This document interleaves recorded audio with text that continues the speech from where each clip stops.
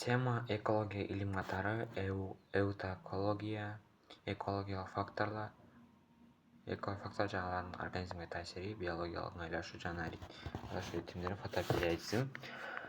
Экология бул организм айнек чөйрө менен болгон өз ара байланышын изилдеген илим болуп экен. Ал негизги 3 топко бөлүнөт экен. Аутоэкология, дем экология жана сем экология, син экология деп. Аутоэкология деген бул жеке экология, бул бир түн же организмдин айлануу чөйрө менен ар кандай шарттарына болгон реакциясын жана ыңгайлашуун изилдеген бөлүм болуп саналат экен. Демокология деген бул башкача айтсак популяциялык экология, бул бир түн популяциянын түзүлүшүн жана айлануу чөйрө менен болгон байланышын изилдейт экен. Син экология бул ар кандай түрдүү организмдин топторунун түзүлүшүн жана алардын чөйрө менен болгон өз ара аракеттешүүсүн дагы изилдеген экологиянын бир бөлүмү болуп саналат экен. Экологиялык факторлорду айтып кетсек, экологиялык факторлор бул организмдин жашоосуна жана өнүгүшүнө түзсөңсүз же түз эмес түрдө таасир этүүчү айлануу чөйрөнүн бардык элементтери болуп саналат экен. Алар 3 негизги топко бөлүнөт. Булар 3 негизги топко бөлүнөт экен. Абиотикалык бул жансыз табияттын факторлору, аларга күн, температура, жаан-чачын,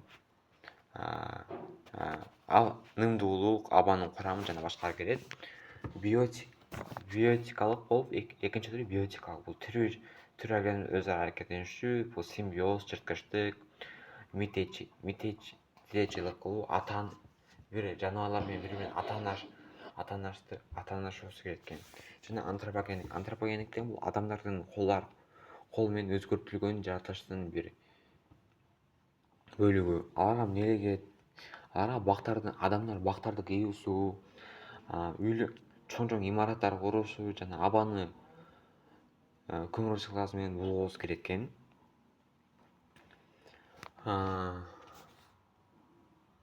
Биотика ыңгайлашуу ритмдери бул организмдин айлануу чөйрө менен өзгөрүүлөрүн ыңгайлашуу үчүн ритмдик процесс иштеп чыккан экен.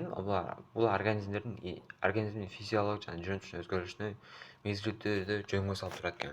Алар да болсо 3 түргө бөлүнөт экен: күндүк ритмдер, мезгилдик ритмдер жана толкундук ритмдер деп.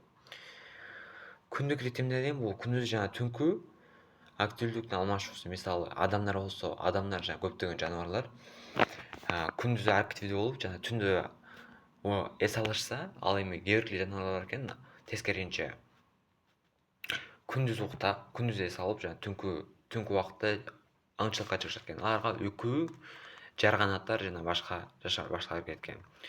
Мезгилдик ритмдери болсо, бул жыл мезгилинин алмашуусуна ошосун ыңгайлашып, жылуу жерлер учушу, ар кандай уйкуга кирип кетүүсү жана ушул өсүмдүктөрдүн эле жалбырактарын түшүрүшү болуп эсептелет экен.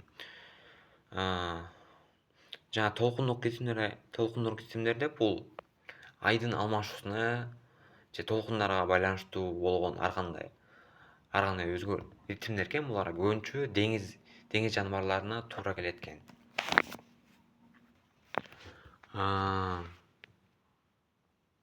Фотопериодизм, бул организмдердин бул күнүн узактыгына, жарык же караңгы болушуна болгон физиологиялык реакциялар болот экен. Бул өсүмдүктөрдө күнүн узактыгынан, күнү-түн алмашуусунан бул гүлдөрдүн өсүшү, уруктанышы, жалбырактардын түшүшү жана башкалар кирет экен. Гүлдөр дагы болсо ушу күнүн узакты болуп өскөндөр нейтралдуу жана узун күндүк өсүмдүктөр деп бөлүнөт экен. Бул кыска күндүктөр бул күндүн кыска бир убакытта болгонун ойлойт экен. Булар хризантема жана тамикс абактары жана башкалар. Бул күнүн узактыгына, күн канчалык көп тийгенде гана ошондо гүлдөй баштайт экен. Алар болсо буудай, шпинат, көбүнчө дана өсүмдүктөрү. жана нейтралдуу өсүмдүктөр бул күнүн узактыгына анча деле көз каранды деле болбойт. Көз каранды деле болбойт экен. Жаныбарларга ушу күнүн фотоэффектин тийгизген фотопериодисин тийгизген натыйжасы бул